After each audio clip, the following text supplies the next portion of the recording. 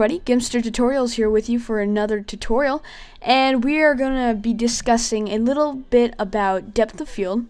Now, I've noticed that I haven't really put on a tutorial onto my YouTube channel for a while, so I thought maybe I'd just sit down real fast while I'm on break and make a fast one for you guys. So today's going to be kind of short, but we're going to get a lot done and hopefully be more efficient, and yes, definitely. Okay, so let's go ahead. We'll go to File, New. 640 by 400 is great. Just go ahead and click OK. And as you can see down here at the bottom left corner, there's this little percentage thing. And just a quick, a tip, I guess, is that when you're at 100%, that is how big the actual photo is. So like if you printed it off and like held it up in front of you, that's how big it is going to be. So it's pretty tiny right here. So we're just going to go ahead and work in, I think, 200%. Alright, this is great. Now let's go ahead and pull out your paintbrush tool. And we'll go over here, go to your layers panel, create a new layer, and make sure transparency is on. Go ahead and click OK. Now create another one right there.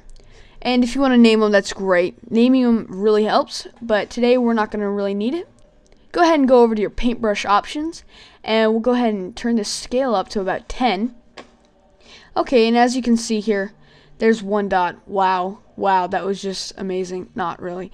Okay, so there, we're going to have something like that.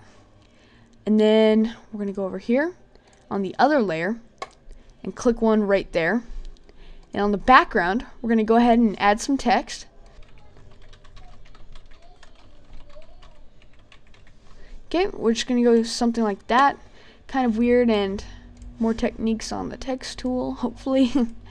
Alright, now we're just going to go ahead and select a pretty hot font, if you know what I mean. And let's see. Okay, make this a little bit bigger. And it's not very clear, so we'll go ahead and, oops. Okay, move that over. Alright. So let's go ahead, go back to here, and click your layers panel. Go up to this first one that we made on the new layer. Click filters, blur, Gaussian blur. Okay, and you can just drag this around like this to find where you want it.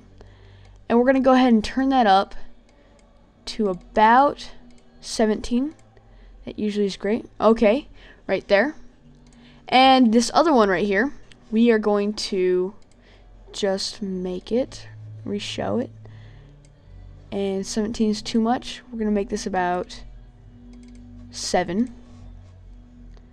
And I know this doesn't really look the best right now, so usually you can do whatever you want, and it really turns out cool.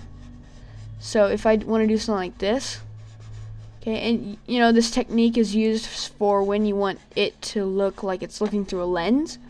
So you do something like that, filters, show, go ahead and go back up to 20-ish, there. Okay, and look, as you can see, you can kind of tell. And the reason I made it a very small thing, 640 by 400, is because I didn't want to wait an hour, and I didn't want to waste your time also while this blurs. But if you do, it turns out a lot better. The text is obviously not that sharp. So I apologize for that, but I just didn't want to waste anybody's time like I am doing now. Okay, so today was a very fast tutorial, and I just want to show you this technique. So please use it a lot and write comments below telling me what you thought of this tutorial. And hopefully by Christmas break I'll come out with 2 or 3 more. I really would like some requests on how to do certain things so that I know. Alright, thanks a lot. Bye.